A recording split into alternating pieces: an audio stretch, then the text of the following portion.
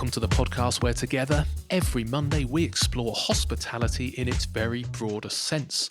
From culture and cooking, cocktails and coffee, nutrition and farming, politics and animal welfare, organic and sustainability, family and business, entrepreneurship, and much, much more. Come and learn with me, Mark Cribb, about where our food and our drink comes from, and the businesses and, more importantly, the human beings that thrive on where we decide to spend our time and our money. Sign up to our weekly newsletter at humansofhospitality.co.uk and hit subscribe on your podcast player of choice. Hi, thank you for listening. Episode number 111. 111 feels like it should be lucky. And thank you for the feedback on last week's show with Ollie Hudson at the Pig. Nice guy, awesome gardens. And for those of you who are listening, I'm sure you'll be utterly relieved to hear that a number of the tomatoes in my garden did actually go red since the recording. You're welcome. Albeit green tomato chutney recipes are very much welcome at the moment. So, this has been the week that our thoughts continue to be backed up by the facts. Everyone I'm speaking with, fortunately, has very little evidence of much coronavirus transmission within hospitality venues. I've been struggling to find anyone aware of a transmission or at any point asked for track and trace data from all the information we are recording from our customers. And now the Times have confirmed it. This weekend, finding out that hundreds of millions of records have been saved but barely used by the £12 billion track and trace system. Once again, it feels that we're leading the way, putting in the systems, doing the work, recording the details, but instead of being held up as an example to society, we are unfairly blamed for transmissions. One of the companies that had built a tracing app had 340 clients, including Leon and Pret, and had registered more than 8 million visits to 10,000 venues, but only knew of 2 that had been contacted by health officials. Combine that with the latest statistic and Hospitality Union's weekly pie chart, and once again demonstrated lower than 3% transmission rates in hospitality venues. We're being exonerated by the data and the science, but punished by government policy. I really cannot help but think that legal action will be heading the government's way. Boris, if you're listening, cancel the curfew. We don't need a grant of £500 a week. We need you to stop telling us to trade whilst tying our hands behind our backs and launching a campaign telling the public that we are to blame and should be avoided. It is wrong on so many levels.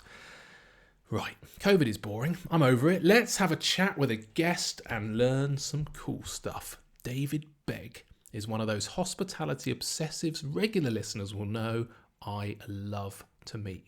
Another one of those humans that has a little tiny seedling of an idea that turns into an obsession, that turns into an utterly awesome product, that then enhances all of our worlds of food and drink and hospitality. And this time, I'm talking about kombucha. But not just any kombucha, but the sort that is now sitting on the menus of many of the finest Michelin-starred restaurants around the country, proudly sitting alongside Prosecco and champagne as an alcohol-free alternative. You see, it transpires that if you ferment some of the finest tea leaves, picked young in some of the world's best tea gardens, with some mother cultures, a little bit of magic and a whole heap of David's obsession, you can create something beautiful and complex and light and delicious. We're going to chat to David about alcohol-eating bacteria, DNA-tested cultures that could be hundreds of years old, 150 different types of tea, and don't worry, we do not go into the detail on all of them. Picking tea leaves whilst they're young, and different days picks, and how rubbing the leaves around a hot wok can transform the end result and drink. But as well as a great product, this is also a great story of David the businessman, and how a chance over-dinner drink with yoga and wellness guru Howard Napper sent David off on a journey. And David has had an entrepreneurial brain, having previously been involved in the technology that later became Booking.com and selling furniture in over 62 countries through the business Tom Dixon that he also co-founded. I am confident you will enjoy this chat and by the end of it have a whole heap of new knowledge, be desperate to try David's real kombucha and be inspired by another business story. And if you are, or if you've enjoyed a previous episode, please, and I know I ask you every time, but if you knew you had thousands of listeners every week, but only 104 5-star reviews, you would realise we still had a way to go. So if you can, please pick up the device you're listening on, find the podcast player, scroll down to the review section, hit 5 stars and subscribe. And if you're feeling really motivated, leave a few words. And I promise you, it's not just because I'm some egocentric review junkie. It's just more reviews means more listeners, means it's much easier for me to get guests to say yes to coming on the show, which means better interviews and more good stuff for your ears and mind. And if they are cool reviews, I might even give you a mention. Like Liv Robinson from Devour at the Dye House. Your venue looks lovely, Liz. Thank you for your kind words this week. I appreciate you taking the time. Right, let's get on with the show and go and meet David. Cheers. David Begg from Real Kombucha. Lovely to meet you. Founder of the company. Thank you for joining me on the podcast. For people listening, can you just explain where are we in the world, please, David? We're set the scene. Yeah, we're sitting here in, I would love to say sunny Wendover, but unfortunately it's a fairly rainy day outside. Wendover's just about 45 miles to the northwest of London, just deep in the Chiltern Hills. So we're between Aylesbury and Amersham. But right up in the Chiltern Hills, looking out across farmland, and the brewery here is on a farm. Perfect. Near Chequers, did I hear as well? Is that right? Yeah, actually, just a little bit over the hill. I'm pointing over. Yeah, south you are. here. Yes, for people watching. Yeah, I was chatting to a friend who was actually brought up near here, so he knew it really. He actually knew this road. I was chatting to our IT guy this morning when I was leaving. He said, "Where are you going?" I was like, Wendover. Whereabouts? What's the name of the road? Rocky Lane. Rocky Lane. And he knew it. There's a rifle range or something near here, or at least there used to be. Also, there's the River Misbourne, which goes all the way down through Amersham, etc. And apparently the source of it is actually the road down here. It used to be runoff down the road, and then the river starts just at the bottom of the road. Okay, so well there you go. You don't know, is Boris at Chequers at the minute? Because I've got a few things I'd love to chat with him about in the world of hospitality. But self-isolating. Yeah, we've already promised not to go there. So genuinely really excited to go on a sort of kombucha adventure. The whole non-booze or less booze thing I think is fascinating. So I've been meaning on doing, and I've chatted to some sort of cocktail makers, but I haven't actually done a podcast on it yet. So really excited to dive deep into it. Amazed at what you've achieved. So, researching yesterday, and it's been a relatively short period of time that you've been going, but you're already in some incredible restaurants, incredible chefs have been using you. So yeah, genuinely excited basically to learn how the bloody hell have you done this in what is a relatively new category and achieved so much in the last few years. But lots of people listening, apart from listening to me not be able to pronounce it, will go, what is it? What's kombucha? So do you mind if we just start with what is kombucha, please? Not at all. So kombucha is, in its simplest term, just fermented tea. But that can mean anything from putting a tea bag in a pot to what we do, which is working with exquisite loose leaf teas from very specialist tea gardens around the world. The difference between what we do and, say, a winemaker in their fermentation is that kombucha is a yeast and bacterial fermentation. So the yeast is busily gobbling up the sugars and converting them into alcohol, but then bacteria alongside are busily gobbling up that alcohol and turning it into beneficial acids. And so you've got a product that is quite tart, not much. It's about the pH of a quite a tart white wine. So it's not highly acidic, but it's quite tart, and you get these sort of fruity notes that come through in the fermentation, just as you do in the production of wine or sparkling wines. Amazing. So those bacteria, I go straight into the geeky bit because that's here for an hour. Yeah, exactly. And people who listen regularly, oh my god, he's gone already.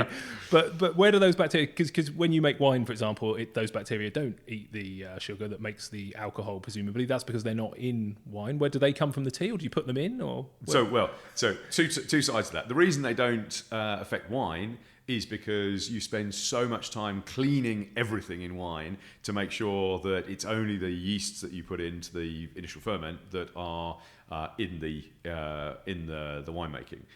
If you left wine open-topped, and if you go back into traditional winemaking, you get natural yeasts that are on the grapes that enter the must and start to ferment. But you also get bacteria. So a lot of traditional wines are actually quite acidic, because they have natural bacteria that get in there as well. Now, we do something more controlled in that we grow what we call our old mothers. Yeah. So these mother cultures, and we have in the brewery now 10 different mother cultures, and those are cultures we've grown up over the years, and we've pulled them in from different places, and then we've developed them, we've fed them, we've grown them up, and we monitor their yeast development and their bacterial development constantly. We've DNA tested them, so we know exactly what's in there in terms of yeast and bacteria, so that we've got something that's really healthy that then we can feed into our drink fermentation. Wow, that's pretty cool, isn't it? You DNA test them. Like, can you tell where they've come from then? Like, how? I'm thinking in a human, you DNA test them and you find out basically we all came from the plains of savannah. Is that where they come from as well? It's not the mitochondrial side of it. We can't. Okay. Well, as far as I'm aware, I don't know. But no, we're DNA testing them to understand exactly what the yeast strain is. Because from that we can understand the detail of their metabolism, and we understand what they're producing and how and why, and therefore as we balance between one type of yeast and another within our mother batches, we can tweak to pull out particular flavours we're looking for, etc. So, amazing, yeah. So is this a little bit like a sourdough, where these cultures basically can live for multiple years and generations, absolutely. Even? And yeah, I mean we've been operating with the same. When I first started brewing kombucha. It's the same cultures that I was using that 5 years ago or so when we first started fermenting, and those we got them from various different sources at the time and blended them together and got different flavors, etc. out of them. But they were probably they're from potentially even hundreds of years back that they've carried on growing. Brilliant. So it's already great, and I already know I'm going to love it. We're going to try some in a minute, not quite yet, but okay. So presumably then this is quite a traditional drink. It's been around for thousands of years. Is that right? Yeah. I'm guessing more in Asia, more in traditional tea places than in Europe. Is it? Where's it come from? Yeah. Well, look. Originally, this would have been someone, because it's a natural fermentation. Someone would have put a cup of sweet tea on the side. Natural yeast and bacteria from the atmosphere, because we're surrounded by yeast and bacteria in the atmosphere around us the whole time, on our skin, airborne, on fruits and other things. They would have infected the drink, and it would have naturally fermented. Now the challenge usually with something like that, so if anyone listening to this thinks they just stick a cup of tea on the side, the challenge with it is usually molds get in there as well, and that will infect and will cause a negative. You don't want to be drinking something that's got mold on it. No. So you're trying to steer clear of molds. And so yes, but if it without the mold, it had been injected with the yeast and bacteria, it would have then fermented. You would have created something that was fairly akin to what we have today, and then that just then continues. So you just then feed it with more tea, and it will carry on growing and growing and growing over time. Right. So.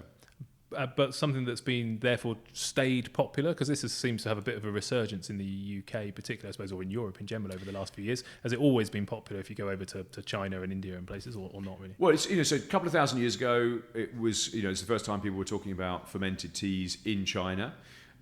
It then spread out from there into Korea, Japan. Supposedly the name of kombucha comes more from Japan. No one quite knows the history of it. It went across into Russia, Ukraine. Our brewing technician is Ukrainian, and he says, when he first tasted it, he was like, "Oh my God, this is what my grandmother used to brew," because she used to have a crock pot on the side, and it was tekvas. So kvass is what they have as a more bread-based fermentation, but they then have tekvas, which is effectively kombucha, and it got across into Germany as well.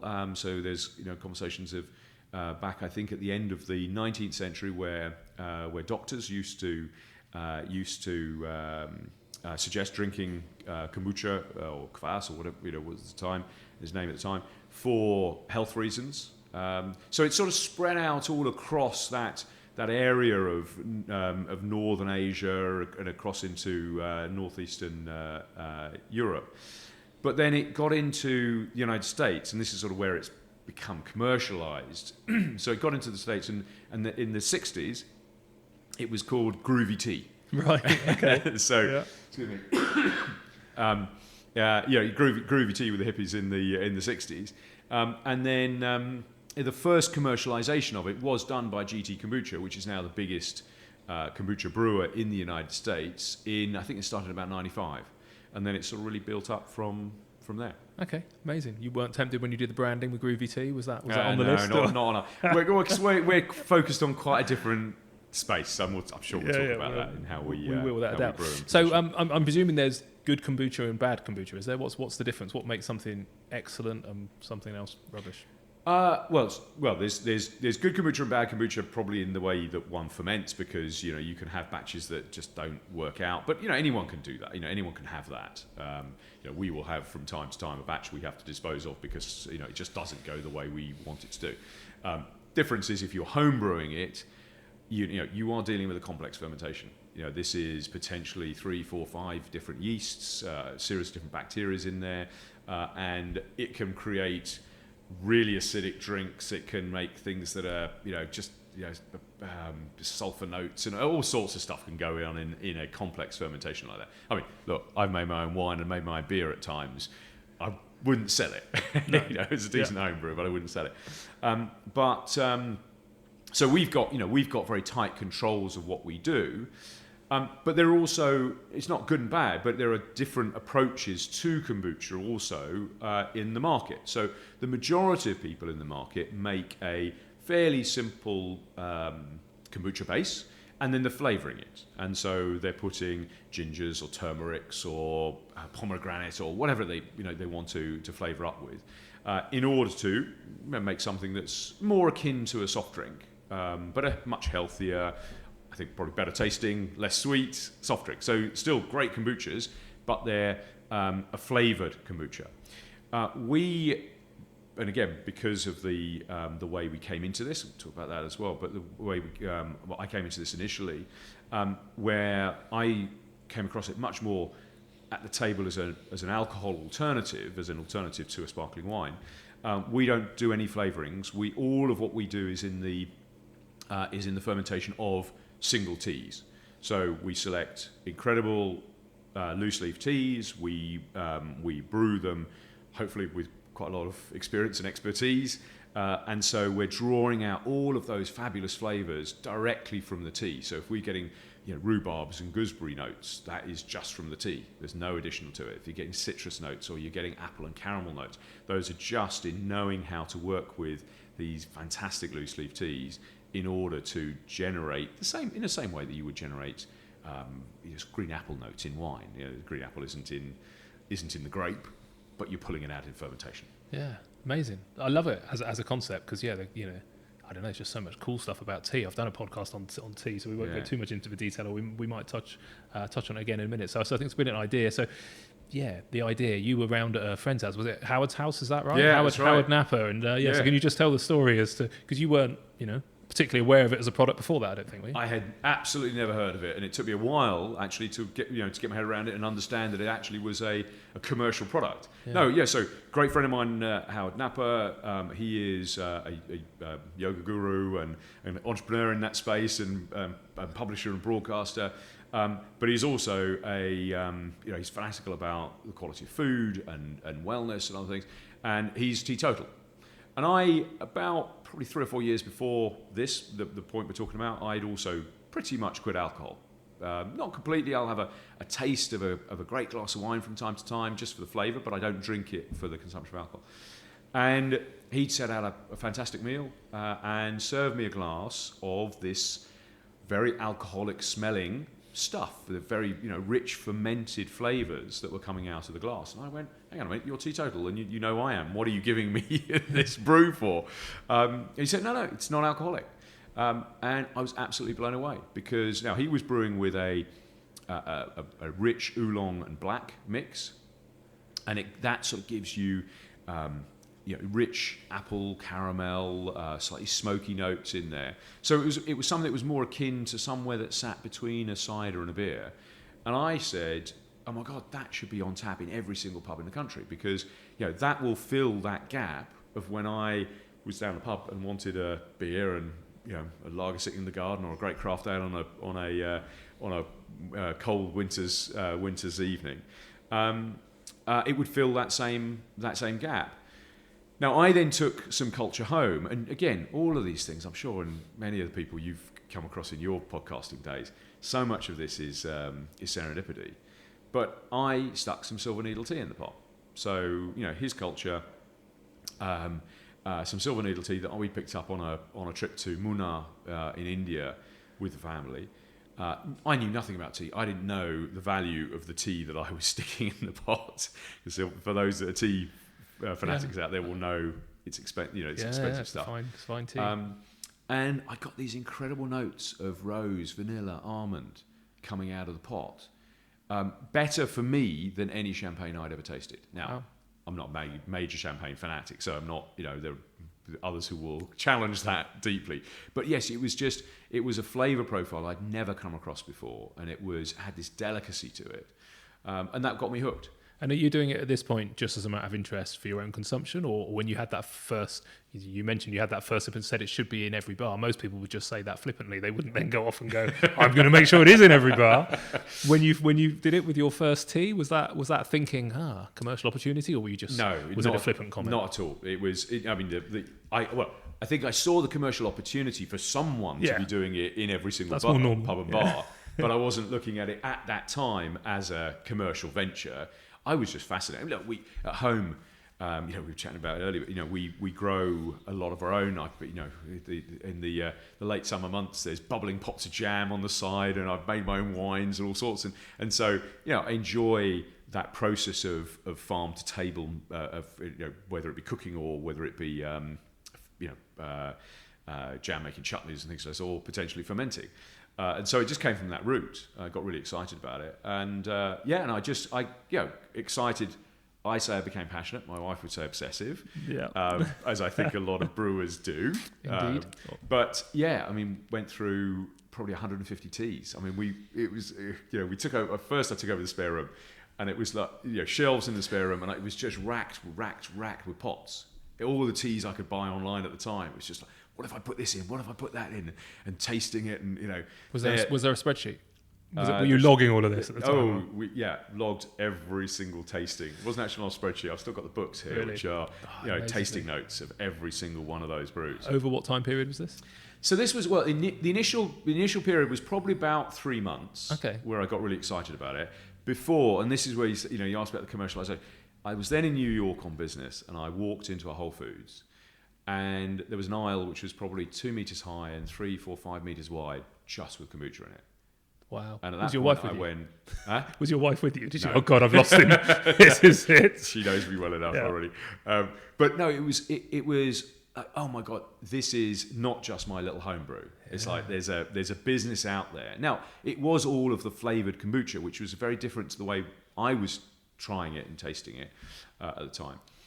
But yes, it was suddenly the realization that, whoa, there is a big commercial market. And there were kombucha brewers in the UK at the time, some that had been going for quite some time, but on not very visible. There weren't supermarkets who were selling kombucha at that time, and or pubs or restaurants generally who were doing it. It was a much smaller scale activity than it is today. But that's what then sparked me into that consideration of, I've got this thing that seems to be, it's a great flavoured drink that I'm loving and friends are loving drinking. And I've just got to look at whether there's an opportunity to do this commercially. Amazing. So at the point that you had whatever you just said, 150 teas or whatever, and you're logging them all, at this point, this is still just your equivalent to jam making, just your slightly obsessive nature, just a bit of fun. Yeah, not a commercial idea. No, it wasn't. That's impressive. I reminded of Cam & Sons, the aperitif. I remember interviewing the guy there, and I think it was either 2 or 3 years, but he was trying all of these different, barks and I don't know, juniper, berry, just hundreds and hundreds of different things that he was trying over a period of time. And but had a spreadsheet, had a log of it all. And again, so you're right, commonly obsessive. Do you need to get that? Okay, so at what point then do you go, I'm gonna explore this as an actual commercial opportunity? What was apart from New York, was there a specific trigger? Trigger. I think it really developed over time, and even quite a long way into this, I don't think I was really looking at it as a proper commercial venture. It was a little bit of a big hobby It was, a lifestyle business, a little business that let's find a little space, buy a few tanks and put some of this in there and bottle a bit up and sell it to local restaurants and things like this. It was very much in that spirit in the early days. And it wasn't until much later that when we actually got out into the market that I started to realise the much larger scale commercial opportunity to it, and that was 2 years on, right? From when I started brewing it at the beginning. I mean, it took us 2 years to get to the point where we actually felt like we had a product that was robust, flavour profiles that we believed in, a range, branding, all these other things that we were then excited to then start actually putting it out there in the market. Okay. When did you bring other people on board? Because is it Adrian, who's the nutritionist and tea expert that you had on board from fairly? Well, Adrian is a nutritionist, but he was in product development and innovation at Lucas Aid Suntory. Okay. So he joined me almost about a year in, right, for my beginning of my experimentation, 9 months or so to a year from my experimentation. So I'd taken it quite a long way in terms of the testing at that point, but when Adrian joined me, we took it to a bit of a different level in terms of that obsessiveness. Again, you should see some of the sort of text conversations at 3 a.m. as we're trying to understand the metabolic pathways of certain yeasts and things like this. And then John joined us around the same time. So John comes out of marketing, content marketing, etc. But he was also on that front thinking about the marketing positioning of it about a year in. Because it strikes me that from fairly early on that this wasn't purely motivated by money. You were clearly trying to develop something amazing, because the people that you started to bring in around you were top-notch kind of quality people, presumably, yes, having geeky conversations and text messages at 3 a.m, which isn't the same as a job, is it? It's not like, oh yeah, here's a commercial opportunity. It's more like, here's an opportunity to make something incredible that becomes a commercial opportunity, I suppose. Yeah, and I've also got to mention in that Will Battle, who was enormously instrumental. He's the tea expert. Okay. So Will, previously the lead tea buyer for Tartar and Dow Egberts, and is incredible. He's literally written the World Atlas of Tea. Right. So an incredible base of knowledge, and he was right from the early days. Met him through friends of friends. And he was the one who was providing all these samples to experiment with throughout. Oh, really? With some really fascinating and esoteric teas in here as well. It was a great group of people who just became fascinated and passionate about the flavour you could get. There was a moment, and we still remember it. January the 9th, 2017. Where we were sitting across the table with and I won't tell you the particular tea we were drinking, but a particular fermentation that we'd just done, and poured it into a glass, and it was just absolutely mind-blowing. And it's that point where we just went, look, we've got to make this into a business, because again, these flavours that I'd never come across before. These were out of a tea. So what starts as a tea, getting these notes of mango, pineapple, apples, as you'll taste in a minute, rhubarb and gooseberry or citrus out of a tea. Yeah. And you just, it became a complete passion project. Amazing. Well, I'm going to get geeky into how on earth you do that a little bit more in a minute, but I just want to touch on your background, because again, most people don't, even if they take their crazy obsession, don't turn it into a business. But you come from a business or entrepreneurial background. I've got to ask, because Booking.com, it's the friend or foe of the industry, depending on, we could probably spend 2 hours talking about that. Yeah. But in some way, you were involved, right, in the early days. Is that right? Yeah. So I was one of the first the guys in the early stage of what was Active Hotels at the beginning. Can't call myself a founder, because 2 mates of mine founded it, and I joined just after it. Back in 1999. So Active Hotels was the precursor to Booking.com. So it was bought out by Priceline, merged with another business, and it became, Active Hotels is the engine, or was, I'm sure the technology's moved on a little way in 20 years, but was the engine behind Booking.com. Really? Okay, so were you with them long? So you were gone before it became Booking.com? Then, yes, yeah. No, I was with them. Okay, we can carry on. Commercial side of it for a while, and then stepped out to found another business at the time. Okay. Part of that senior team of 4 who built the concept of active hotels in fundamentally the and again, it's amazing to look back on it today, but back in the day, 99, if you went to book a hotel in any sort of digital sense, you went to a green screen monitor which was connected into one of the GRNs, Amadeus, I think, and you would have to put it in the code, the 3-letter code of the hotel group, the 3-letter code of the location, and the room type, and that was all the information you could get. So the only way you could see that hotel was in a brochure. And it sounds absolutely crazy to anyone listening to this now, but one of the biggest innovations we had is when we went out to sell to the hotels around the country, the sales guy would take a camera with him, and he would take pictures of all the rooms, and he would take pictures of all of the space, and it was revolutionary because people would go online and they could see the rooms they were booking. Sounds absolutely mad now. Yeah, no, it's interesting. The level of content we're used to getting. No, you're right, yeah. Well, my hotel's probably 16, 17 years old now, so not long after that period, I suppose. And, one of the reasons we managed to make it a success was definitely because of the internet. We weren't at that time using OTAs. They weren't particularly popular or common, but just the fact that I could do exactly that, I could build a website and I could show each individual room was amazing. And without the internet, I don't know how we would have got the sort of at least national recognition and exposure that we got, basically. So big period of change. Became though, I don't know, any thoughts?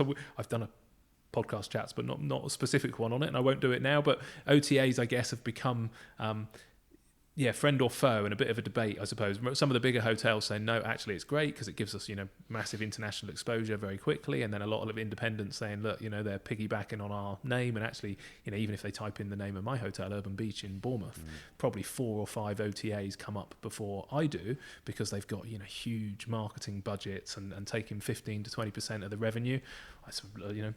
Distant past and so on a slight tangent, but any thoughts? Yeah, well, look, I think it's challenging. When the internet first came out, we thought it would democratise the world, didn't we? And now we all buy. Well, certainly I buy the majority of things I buy on Amazon. Yeah. So we've gone from one extreme to the other. It's opened up an incredible amount of opportunity. The fact that we do enormous business online with Real. Where a few years ago, there's how the hell would we access people around the country? Not possible. So it gives you that democratic side to it. But at some point, if Amazon becomes the leader in non-alcoholic drinks, then we end up selling majority through them. So I think it's a really difficult, real challenge. I think at the time we were doing it for all the right reasons, and it was opening up. It was trying to give a voice to the smaller hotel because at the time, you imagine at the time. We could book a Marriott. You could go into your local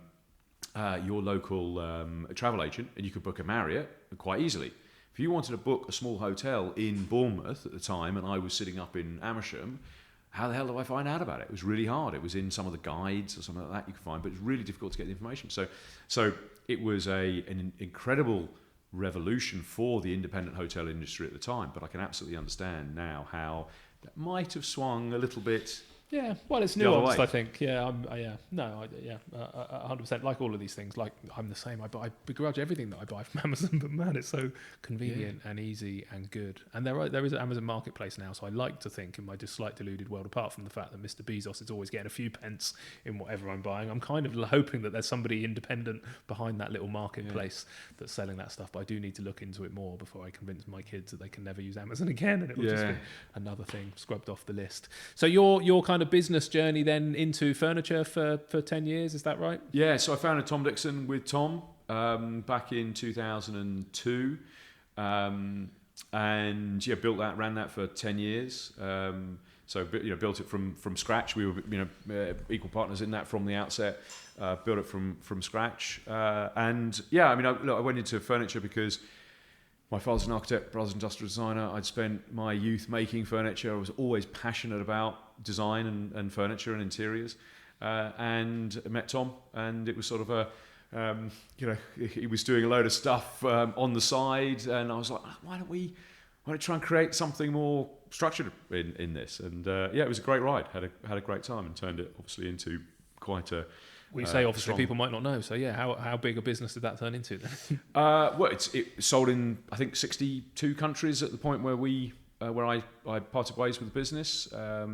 Good big business in the United States, most countries across Europe, all the way across Asia. So it's built it into a good business, but not an IKEA type of business, because we're talking about avant-garde furniture, which has its own place and its own scale. But a good business. Yeah. You always work at speed. That was 10 years, did you say? You went from nothing to 62 countries. Yes. Yeah. Yeah. You should talk to my team. I should talk to my team about that. Yeah. Do you have a lot more hours in the day than a normal human being? Or... We do tend to move things at a bit of a pace. But okay. Because I get excited about it. It is a passion. All of these things. Active Hotels, I joined I didn't found it. I joined as a secondary person in it. But everything else I've done since has been about passions, right. And I think that's what drives me, motivates me, keeps me going day to day. So is Kombucha, is that your full-time thing now, or have you got other? What were you doing when this started a few years ago? Yeah, so I from Tom Dixon, I then founded another company called Magic Town. We merged it with another business that was in kids' educational technology. Again, passion. Had young kids. The iPad came out, saw what they were able to achieve on it, and went, God, we've got to do something that's more educational, because they were just playing stupid games. So that took me down that route. Did that for a few years. Sold that into another business, and then yes, I was involved in a few other businesses, but just on the side at that point, as board, investing a little bit of money in them. When I discovered kombucha. Okay. So, hence you could spend 3 months trying 150 different teas. It's dangerous. I imagine time's not something that people should give you too much of, because never know what might crop up, what the next idea will be. Okay, so with that backdrop then of plenty experience, you then fall in love with kombucha, see the opportunity that it could be a thing, go off and explore the market, and this whole kind of sober, curious thing then that's going on. What's actually going on out there? And this is one of the key reasons why I wanted to come and chat to you is, there seems to be a big movement in low booze or booze free. What's going on? Right. Well, and at first I say, I would love to say that I developed this with a strategic intent because I knew the market was moving in a particular way. Absolute rubbish. None of that at all. We've been enormously lucky that we've slotted into a particular moment in time where this consumer change is happening. But no, it's dramatic changes. So if you go back, if you look at the stats from back in mid-late 2000s, so sort of 2007 or so, you were looking at teetotalism probably in the range of 16 to 18% in the UK, sort of across the age group, and it might have just gone over into the low mid-20s for the 16 to 24 age group. Now that's around 35% for 16 to 24 age group, and we're getting close to that sort of 25 to 30% across the age groups. Mm-hmm. Dramatic change. I mean, this is 10 years. This is not through any particular government policy or anything. It is just we're recognizing what alcohol is doing to us. We have become much more aware of health and wellness. I think there's also a little bit of that Instagram. We don't particularly really want to be seen, falling over outside a pub. We'd rather be showing our best life on a plate. Point, the fact that everyone's got a camera in their pocket, that's probably it, isn't it? We used to be able to get away with that kind of stuff, whereas now, somebody's got evidence. Yeah, but I think it's more driven by our much greater understanding, our much greater drive towards health and wellness in general. But it's not just the teetotalism, because we're not evangelistic about quitting alcohol completely. I will have a small glass of wine from time to time because I just love the flavour of it. But it's also, if you look at the people who, again, in the same time frame, sort of 2007, 2017, that you would say they were daily drinkers before. In our age group, our focus age group, which is that sort of 25 to 44 age group, it went from about 15% down to about 6%. That would consider themselves daily drinkers, and again, staggering, less than half in the space of 10 years. And I've been worked in a lot of different consumer sectors over the years, and I've never seen that pace of change, apart from maybe when a big technology change has happened. So yes, and that has therefore driven this enormous evolution of that. Yeah, sober curiosity. We talk about what we consider a modern drinker. So we're not necessarily talking about, let's say in the food world, you'd be talking about vegetarian and veganism versus veg-centric. For us, being sober versus being a modern drinker. So you're actually, and there are lots of fun terms out there, but more about drinking in moderation, and maybe you will drink on a Friday night and on a Saturday night, maybe you'll have a blowout from time to time, but you know that Sunday morning is going to be a complete write-off. But it's the flexitarian of drinking kind of thing. Absolutely. It's kind of going, I might not. It's depends on how I feel. Because I'm sure you've seen that in the the restaurant world, an enormous change in that food world. Wise, incredible. Yeah, absolutely. Yeah, and in some ways, felt faddish a few years ago with some of the kind of gluten stuff, where there was clearly a genuine gluten issue for some people, but for a lot of people they weren't, and I was definitely very anti the anger levels of vegetarians who would get very upset if my menu didn't have enough. There was never enough vegetarian food, and if I'd missed off the V and they couldn't see that it was vegetarian, they'd be very cross with me, and I'd be like, well, I don't put M for meat and F for fish. We just kind of put the description in. But now the plant-based movement, all the flexitarianism, huge, and probably. Yeah, like just an understanding thing, I guess. It's a bit like alcohol, I suppose, isn't it? Now we understand the health implications with food. A lot more of us understand the environmental implications as much as anything, I think, and animal health implications. Say again, Tom? And health implications in food as well. 100%. Yeah, totally. Yeah, and animal welfare and some of that is definitely relevant. But I think the big changes come around health and definitely environmental impact.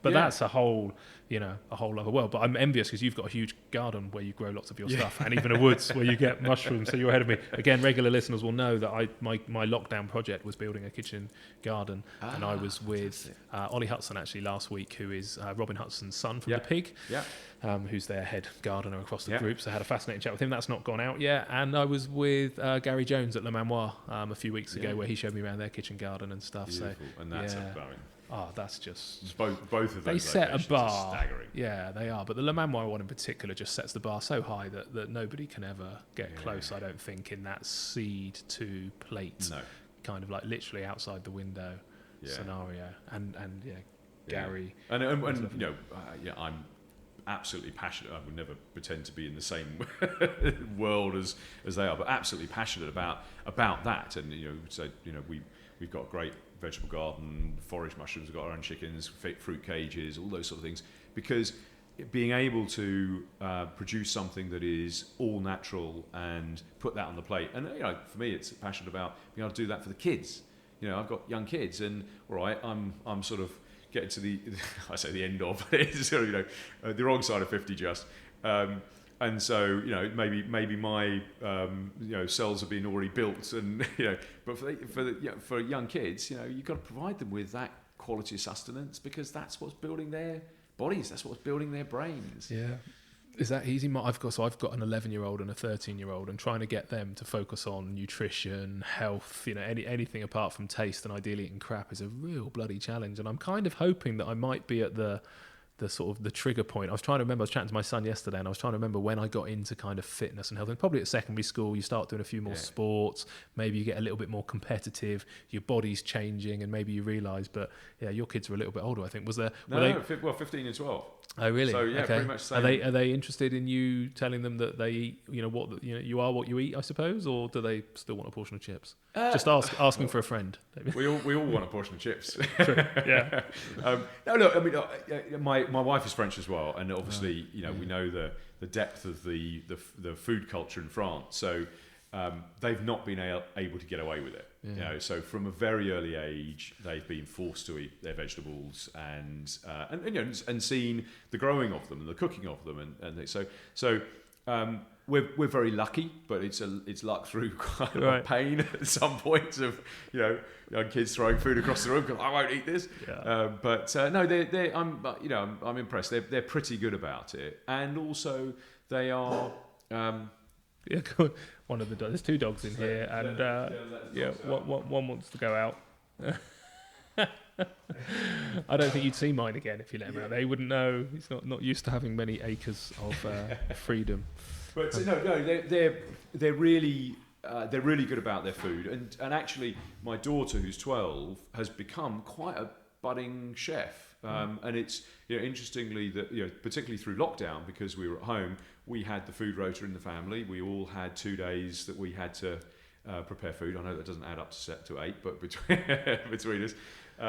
And my daughter really just became absolutely passionate about it. And so I think that understanding of the food coming out of the garden, because we're planting it, we're growing it, we're digging it, and cutting and preparing and eating. I think that whole process gets them so much closer to food, and therefore they understand much more the importance of it at that point. I think it's much harder to do that when you're just walking down to the supermarket and picking something off the shelf. 100%. Maybe I'm a little bit over-optimistic in year 1 of my new kitchen garden, because I haven't got the kids going out there. In my head now, your children are really excited to get up in the morning and go outside and pick some beetroot and dig up some leeks and make dinner, whereas mine are like, I'm going on the Xbox, Dad, good luck, it's cold, it's raining. I'm like, yeah, fine, I'll walk the dog, I'll dig up the bloody plants. I'm a bit more, the honesty, the reality is, it's a bit more in your camp. They may understand it, but I still end up doing most of the work. Okay, good. You're making me feel slightly better. So there's a big market, as you said, you were lucky, but you decided then to get in on this market and to go in at the premium end, really. So this is about providing an alternative that's not somebody having a lemonade or a Coke. So talk to me about what the product then and what you've created, and now you've got it in a champagne bottle. So where were you? Who were you aiming at? I suppose who's the human being sat in that bar or restaurant that you want to get into this? Well, and again, I'd love to say this was all, a great master plan that we just delivered on. I think in any entrepreneurial business, you are blown by the winds and you learn as you gain experience. And although Adrian came out of innovation in drinks, but none of us really knew much about the drinks industry prior.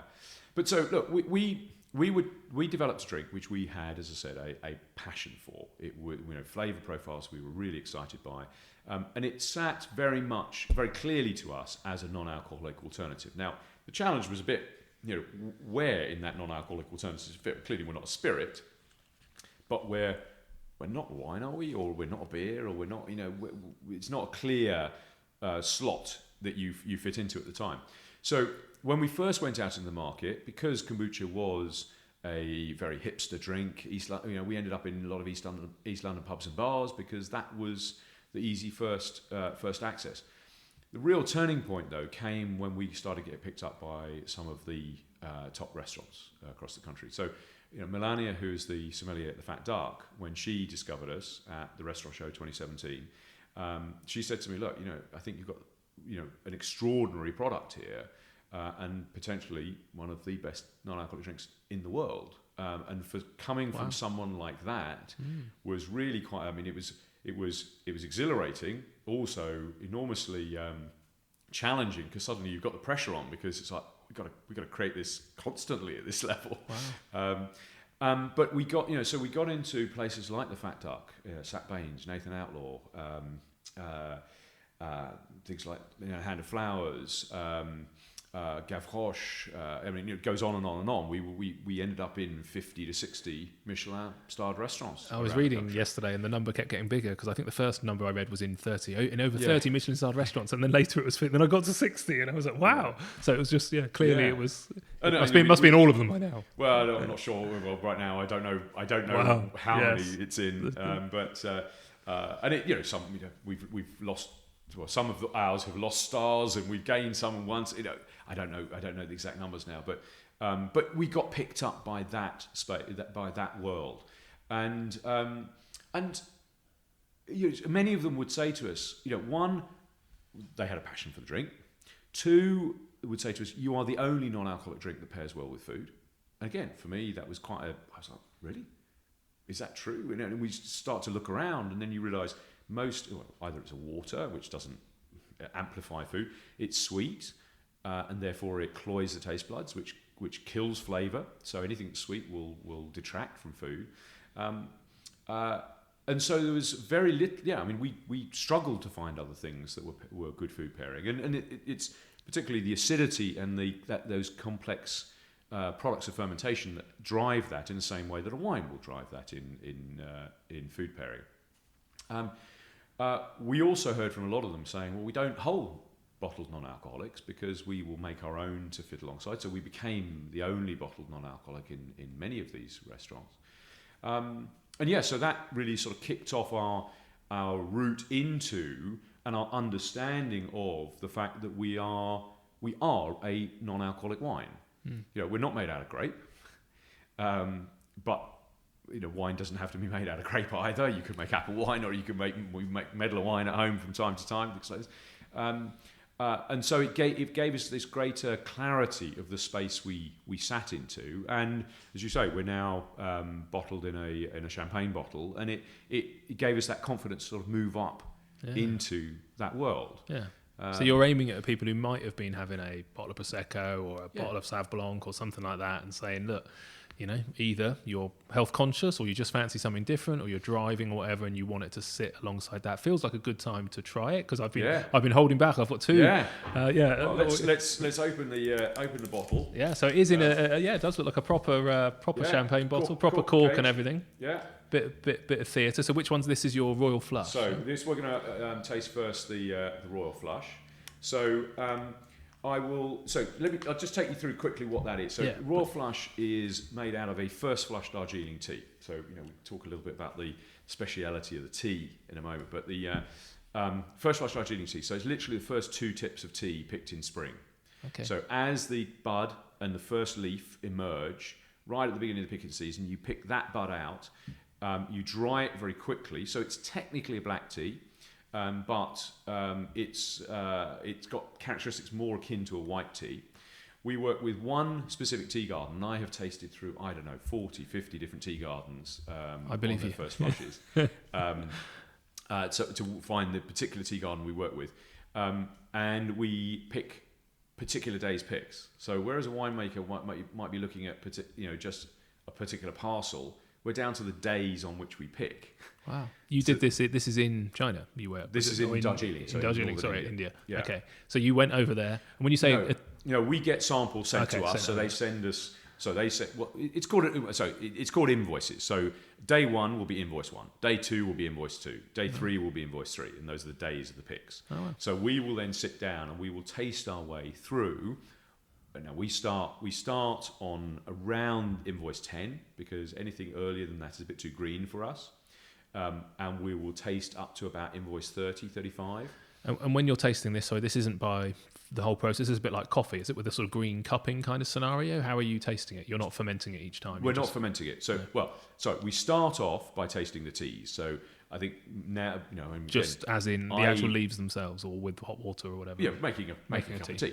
Gotcha. So a particular grammage of tea goes into the cup, a particular weight of water goes in and steep for a particular amount of time to then be able to taste. So you've got a base point, a bit like the coffee cupping process then, basically. Same thing. Yep. And when I started this, I knew nothing about tea. Yeah. But Will has been a primary educator in this. But one of the greatest things that, certainly Will's ever said to me was, he's like, in First Flush Darjeeling, I think you've now surpassed me in your understanding and your palate for it, because literally we were picking out those differences between one invoice and the other, which is one day to the next of pick. Amazing, isn't it? To notice how that's going to affect the flavour that we get out of our this is what I love. This is what I love, when people get that geeky and obsessed. It's awesome. Well, in this year, it was usually we set it out here and we've got the team around and we'll taste it. Of course, this year we were in the midst of lockdown, because the samples were with us in, guessing probably in April. Big long table and kitchen at home, set out with, I probably had 45 different teas that I was tasting at the time, all from, the two tea gardens that are owned by the same guy that are next to each other, so effectively one tea garden, but they're name split, and 45 different teas of just First Flush Darjeeling from that one particular. That's incredible. Do they? Site. Yeah, and they've got lots of customers who are specific about the day that the tea was cut, or is that fairly exceptional? This is only ever used in high-end products then, this particular? Yeah, First Flush Darjeeling tea is a high-end tea to start with. People will taste across invoices, and they will select the one that they want, because you sell by invoice, because a sack of tea will be from a particular invoice. Right.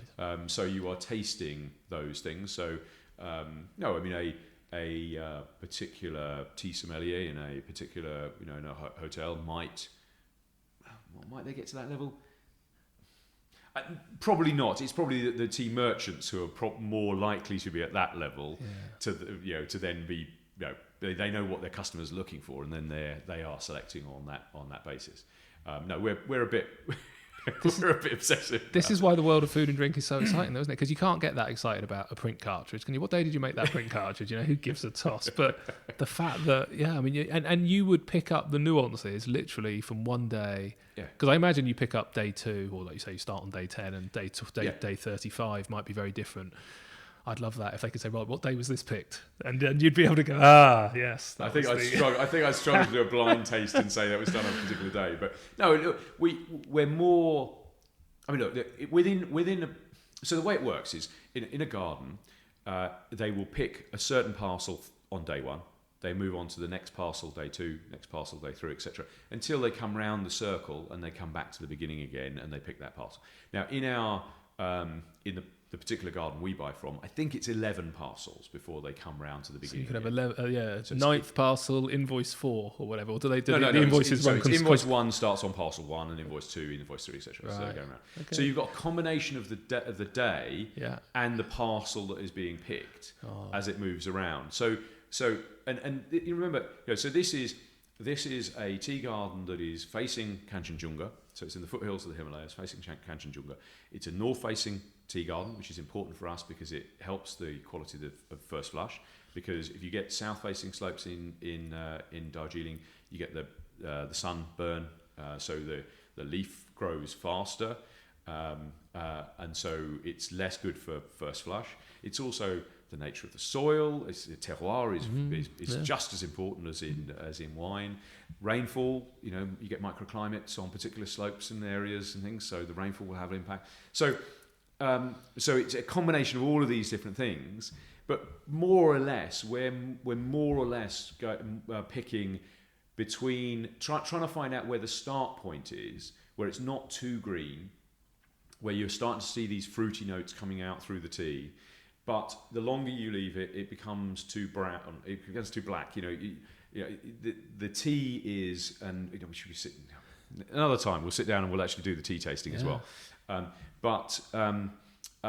It's not in time. A Darjeeling tea and a second or third flush will just be like it's more fruity than, say, an Assam, which is a much richer, full-bodied black. But it's still got some fruitiness in it, but it's much more of a typical black tea.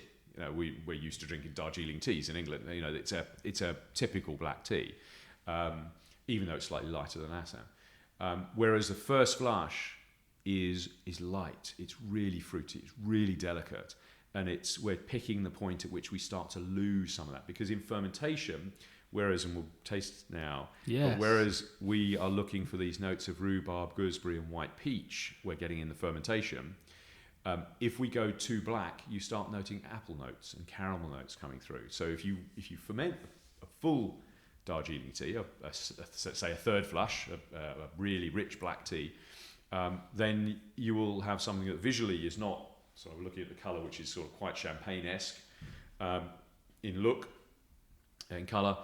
You will have something that is much more of an amber liquid, right? So much more akin to a cider. Okay. So, let's try. There we go. Perfect. Thank you very much. Fizzier than I was expecting. Is that can you have an impact on that as well? The level of yes. So there is a certain level of carbonation comes out. Carbonation. That's the word. In the brewing, but we will always post carbonate. To ensure that you pick up to get an even level of carbonation. So you should be noticing some rhubarb in there. Yeah, definitely. You get a white peach back note. And interestingly, again, you learn so much about the relationships between flavours in your mouth. So when we're fermenting, it starts off tasting like tea. Yeah. but we add our mother to it, and so you get some acidity in there. And then over time, those fruit notes start to build, and you start picking up this peach note. You get this sort of quite pronounced white peach. And then as the acidity builds, it switches over into rhubarb. So actually, white peach and rhubarb are very, very similar flavours, and it's just the level of acidity that pushes it into that rhubarb flavour versus a white peach flavour, because that's the way the tongue is picking it up. And you can see that in that evolution of flavour in the tank. Yeah.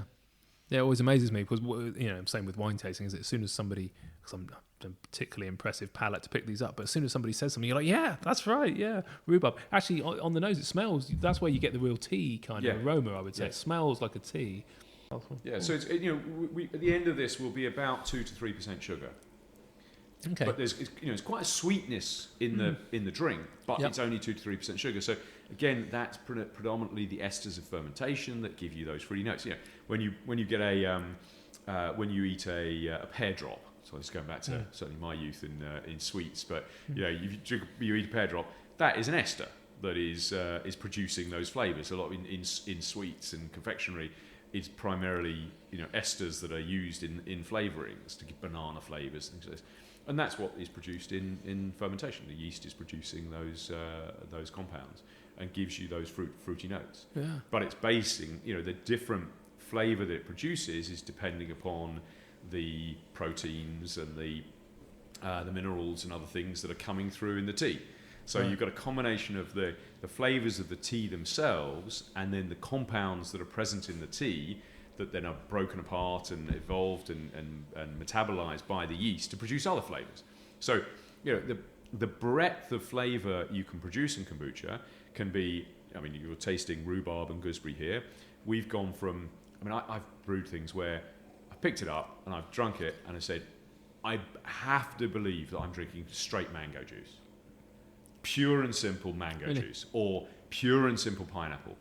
Apples are very big when you're fermenting black teas. You tend to get really strong apple. One that we used to produce, we dropped out in order to bring in our new Iron Goddess, the smokehouse. Everybody thought they were drinking a cider. I've actually had a Normandy cider producer go, no, that is a cider. There's no way you're making that from tea. Because you're producing these really strong apple and caramel notes that you're expecting to see. And you can, that can go from citrus. Dry Dragon we'll try in a minute. It's got lemon, grapefruit notes in it. So there's an enormous range of different flavours you can get. So you get this complexity from the tea, the fruity flavours you come out, and also all sorts of other compounds. So one of the labs we work with, when they are experts in flavour. And when he first tasted our Royal Flush, he called me up and said, it's unbelievable. You've got flavour notes in here which you only get in Sauvignon Blanc wine, because it's a particular compound that's present in Sauvignon Blanc grape that under yeast action, it breaks this complex compound apart and releases a simpler molecule, which we notice particularly as a flavour compound from Sauvignon Blanc. And he's like, you've got it in here, and I've never seen it anywhere else in the world. Wow. So there's all sorts of stuff you can get going on. Amazing. That is lovely. And yeah, it's crazy that I've not tried it, because you're right, I can see that. I would perfectly happily enjoy that over a meal. Really lovely and light and fresh. Yeah, and with some complexity of flavour. I suppose I've only ever seen it either in a kind of health drink department, and it's got ginger or turmeric or something like that in it, and I've just not fancied it. But yeah, it's definitely more sophisticated. So Dry Dragon is basically a different... Where's the tea from for this one then? So Dry Dragon is a Dragonwell green tea, right? So it's what's called a pan-fired green tea from central China. So if you go a couple of hours west from Shanghai, you get to Hangzhou. Hangzhou is on the side of West Lake.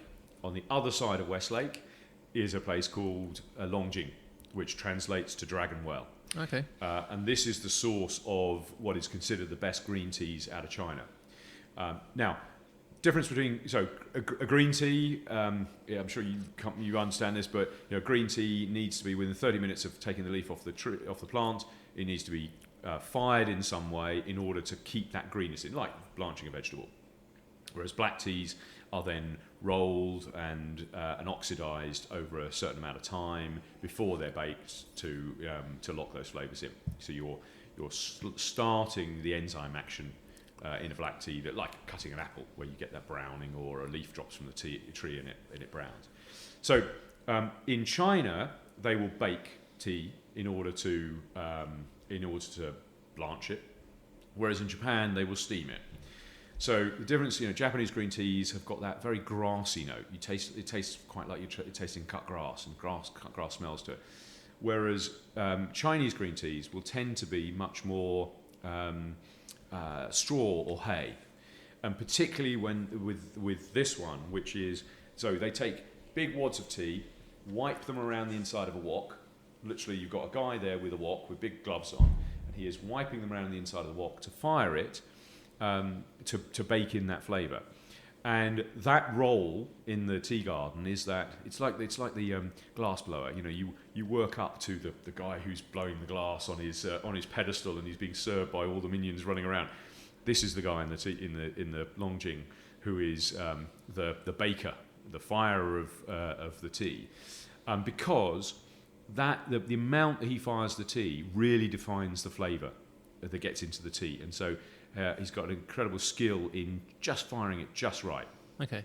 And you can see the difference between hand-fired teas and baked teas, because in mass production they are then put into a big drum, effectively with hot air pushed through it, because the tea is a flat spear, and so that shows you that it's been pressed down onto the inside of the wok. Okay. In firing. And a bit like a coffee roaster, I suppose, where actually, there's either a perfect point, or actually it just depends on whether you want a slightly, hotter, richer, whatever. You change the flavour profile. Is that the same there? Actually, is there just a perfect sweet spot, or actually would you do something slightly different depending on what you wanted, even at that stage? Well, what I'm really looking forward to in the future, you can see I got a big grin on your face. Yeah, is when we actually get out into the tea gardens and we start affecting that part of the process. Because at the moment,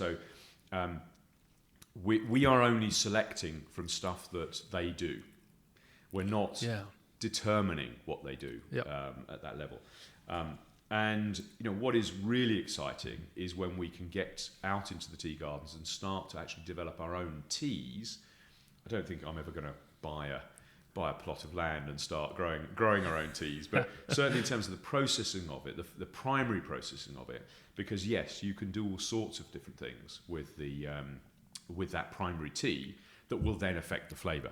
So if we want to get, rather than sitting down there with 50 teas in front of us and trying to select out, and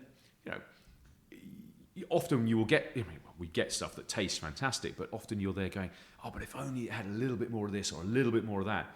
But now I think we're at the stage with our understanding of how the tea affects the final kombucha in production, and our palates are good enough to be able to detect those fine little notes that come out of the tea. Then we can go back into the process and say, look, let's just fire it a little bit further. And we then get a little bit more nuttiness in there. Or let's take it a little bit earlier, and then before we make it cleaner. Or we add we take our first flush and we're processing that in a little bit longer oxidation, or a little bit shorter oxidation, or these sort of things, which would just pull out particular notes in the final drink. Yeah. Exciting, isn't it? It must be a bit frustrating that you go to all that effort and notice all these notes, but I suppose it's the same in wine, isn't it? And then you watch somebody else drink and they've got no bloody idea that I rubbed it round that pan an extra 4 times. Well, I think there's a balance here. Obviously, you can see I'm really deeply passionate about what we do and what you can achieve with this fermentation, the nature of what we're doing. There are a lot of people who think of a kombucha as, it's just a ginger drink. And that's fine. There's absolute space for that, and I'm an enormous protagonist of that, because that will encourage people to consume less sugar, healthier digestion. That's great. But yes, there are moments where I get frustrated when people just go, "Oh, you're a kombucha," and it's assumed that it's in that sort of soft drink territory, because, and this is where I think the non-alcoholic market is getting much better at it, and there are some great protagonists now, from the likes of Ben and with Seedlip, or Luke with Lucky Saint, and other people, in the spirits, in beers, and where the educating people on the origin story, which we're used to doing in alcoholic drinks. I mean, good to say, you buy a Lafroig and you're buying it. Well, certainly I am. I don't know with everybody, but you're buying as much into the fact that it's an Islay, and you understand the peat and the water, and you understand all that background when you're buying it and when you're drinking it. And so a big part of your appreciation of it comes from the understanding that origin story. Yeah, that's true. In soft drinks, obviously it doesn't, because all you're doing is taking some syrup, sticking it in a pipe with a bunch of carbonation, and stick it into a glass. Yeah. Volume soft drinks. There are some great, quality soft craft soft drinks now that have got a very different approach to it. But we're doing something that, yes, is at least at the level of fine wines, and we just need to make sure that we can communicate that. Now, ultimately, if someone sits down to a Chassagne Montrachet and just loves it for the flavour, great. That's fine. You don't need to have been there on the vineyard and understood how they're picking and got to know the winemaker. But at least they appreciate the enormous amount of care and attention has gone into the production of something of that level. And that's all we're trying to do is make people understand that we go through the same level of passion to produce this. If we get a proportion of people who want to become as geeky about it as we are, that's fantastic as well. Yeah, you need the bar guys to get on it in the same way that the cocktail competitions is what it reminds me of, I suppose, when the guys are talking about the history of the product and they really bring a cocktail to life, which they'll do quite easily over the bar or even at the table, particularly now because you've got to sell it at the table.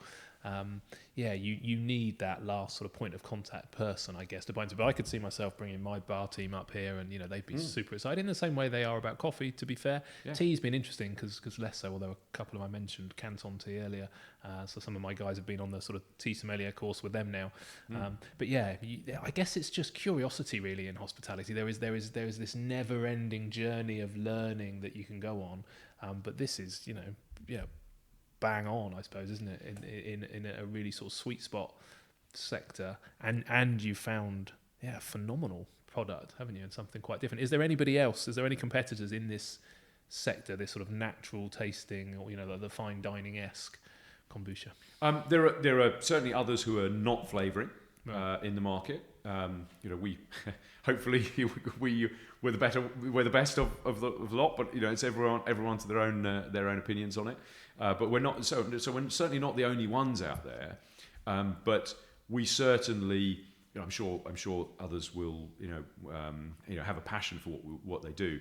We're certainly very obsessive, and our focus is about how do we ensure that we just constantly improve what we're doing and to get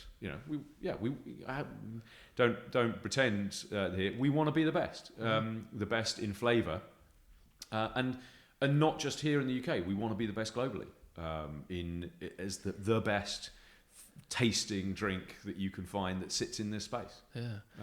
So we'll fight hard to. I don't keep ourselves doubt up there. for a second that you'll achieve that because of what you've achieved with 10 years of furniture and what you've achieved in fundamentally 3 years of this drink. So is there something that you've learned in this your entrepreneurial journey, I suppose, that you've brought to this, which gives you that speed, the exposure that you've got to all of these different restaurants? What is it that you do that you presumably isn't just to this business that you brought to other businesses that take them on a trajectory that's A, successful, and B, fast, I suppose? Goodness me, tough question. Really? You really stumped me now. No, I think there are maybe a few parts to this. One is you can see my passion and slight, as my wife would say, obsession in this. When I get into something, I get really deep into it, and I'm a bit of a dog with a bone. It's like I'm not going to give up. It's it's been there have been problems along the way. We've failed on things. We've had all sorts of things have happened. But we just keep on fighting through it and coming out the other end when maybe some other people would have given up. So I think it starts with that real passion for the product. And never being willing, never willing to say accept second best or going that's good enough. No, unless I'm passionate about the product, that's not good enough. It's not good enough. If I can be passionate, then hopefully I can bring people with me on it. So I think it starts there. Obviously, it's hard work. It's that obsession turns into the hours we put into it, and not just me. It's the whole team. We've got a team of people here around us who are, well, I'd say as passionate and obsessed as I am. Maybe not quite as obsessed, but certainly as passionate. And enormous hard graft has gone into it. So some people have said to me, how did you get into all these Michelin restaurants? I was like, we knocked on the door, and literally driving down the road down in Cornwall, turning up at Nathan Outlaw, knocking on the door, and going, I want to talk to your head sommelier. Right. And have you got an appointment? No, but I think he's going to want to taste the stuff that I've got. Was it you knocking on the door? I knocked on the door down there. That's what it needs. Isn't it? No point sending a sales rep. Yeah, and Adrian as well. Adrian's done a lot of this as well, and Adrian turning up at Sat Baines, or me talking to Melania at the Fat Duck, or sitting down with Anthony at the Hand of Flower. No, it's us. We've taken it in there, and some people have said to me, yeah, but I go to the wholesaler, and the wholesaler is not interested, or it's like, well, no, you go to the coalface. You've got to convince people. You've got to show them the passion you have for the product, and you've got to tell them your story. And it's only that way that you get them on board. So no, we've done some long miles around the country and spent a lot of time with people. And that's not, it's not just the top restaurants. It's a lot of our pubs and bars and our bartenders and others, but it's customers. It's you mentioned about someone. Yeah, Simon. Exactly that. I was just trade thinking, fairs. Yeah, and they go to a few of those trade fairs, and people turn up in our bars and restaurants every day, or they used to. Seen so much of them anymore. They've all been laid off, which is disappointing. But not in the fact that they would always rock up at lunchtime without an appointment and say, "Look, I need to chat with the manager or the bar manager." You'd always be like, we're just too busy. But what they wouldn't have is that crazy look of enthusiasm and excitement and passion that you've got on your face, where I wouldn't be able to turn you away either. And Simon said the same when I said I was coming to see you. He said, "Yeah, I saw him at a show about a year ago," but it was really memorable, that enthusiasm and passion for the product came across. And we don't turn up at lunchtime. We know the cadence of the restaurant, so we're exactly nobody. It's like the phone calls. They phone at lunchtime. Hello, it's about your energy contract, and you're like, okay, you've not done energy and hospitality before, have you? Thank you very much. Goodbye. And you hang up. You need to know the customer. So thank you for sharing the story. I love it. Brilliant. We've got to draw it to a close. I think it's. I just think it's a brilliant product, and I think it's a brilliant journey, and you tell it well as well. And I'm really excited for when you do end up buying your own plot of land and growing your own tea. I'd almost put money on it if it was possible. What's the future then? You've got another product coming out, because there are so many teas in the world, aren't there, that presumably you could make 20,000 kombuchas if you wanted to. How do you decide how far you take this? You must get people knocking on your door going, "Hey, I've got this tea, I've got this leaf, I've got this." What are you looking for? Is there sort of 3 or 4 different levels of difference you can have, or will there be 2,500? Well, look, we need to run a commercial business as well, and so as much as it's a deep sadness that I'm not still there with all of these teas traveling around Asia and picking them and putting them in a pot.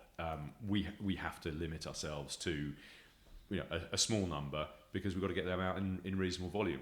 As I said, we had 3. We went out to the market with 3 that we felt spanned from, we talk about Royal Flush as being our full-bodied white. Dry Dragon we talk about as being our dry Sauvignon Blanc.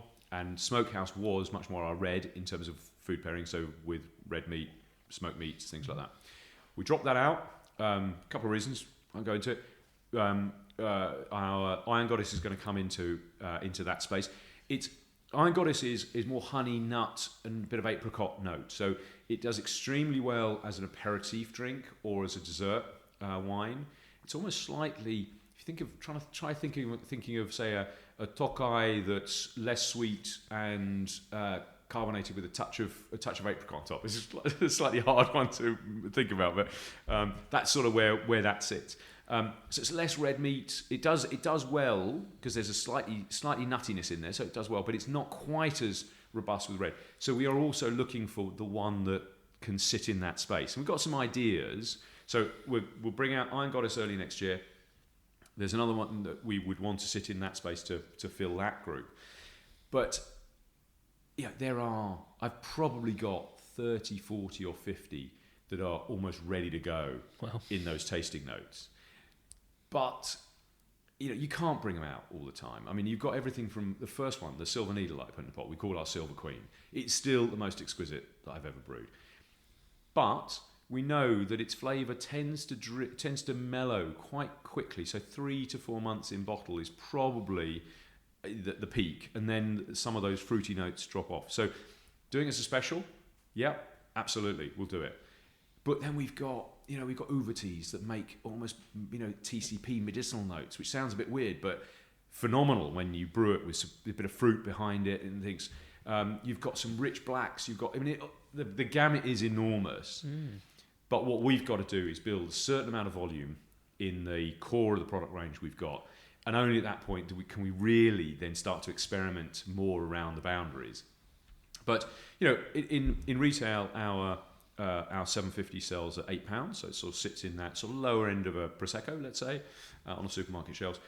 But I'm interested in those ones that are really specialties that are going to take us into £15 a bottle, £25, £30 a bottle, because there is no reason why a champagne should be more expensive than what we're doing. All right, there's the duty piece on the top of it, but in terms of the process we go through or the exquisiteness of the raw materials we use, so it's about getting that volume out there, educating the market, making people understand. Because there's no point putting something on the shelf at £25, £30 when no one knows what the hell we are. So it's getting that understanding of what we are and what we do, and then it is seeding in those special products around it in time, I think. Yeah, exciting, isn't it? It's very exciting. Yeah. You can see the potential for growth is huge, isn't it? And that's domestic, like you say, let alone if you go international. It is an education piece, isn't it? It's getting people to understand. It does feel like a new sort of genre, I suppose. Well, we and again, mind blowing, but we won the Imbibe Award for the best non-alcoholic wine in the UK in the summer. We're a tea, or we start with a tea, and we won as the best non-alcoholic wine. Now, you say it's not that surprising. Actually, you take an alcoholic wine, you de-alcoholize it. Actually, you're stressing it, you're damaging it, etc. So we're not doing any of that. We're naturally non-alcoholic. So I guess you can say not that surprising that we get a better product in there. But still, it's quite a shock that the best non-alcoholic wine is not grape based. Yeah, it is, isn't it? But yeah, so that things like that are helping us to educate the market faster, and it's giving us that reputation, that reputational base, which is important. Do you do training and education events? Do you get bar teams to come in and teach them about it? Yeah. We're sitting at a table here, which is I think it's a perfect spot for it. It's set up for it. I mean, it takes 20 people here. We can squeeze on 22, and we've often had this table. Well, pre-COVID.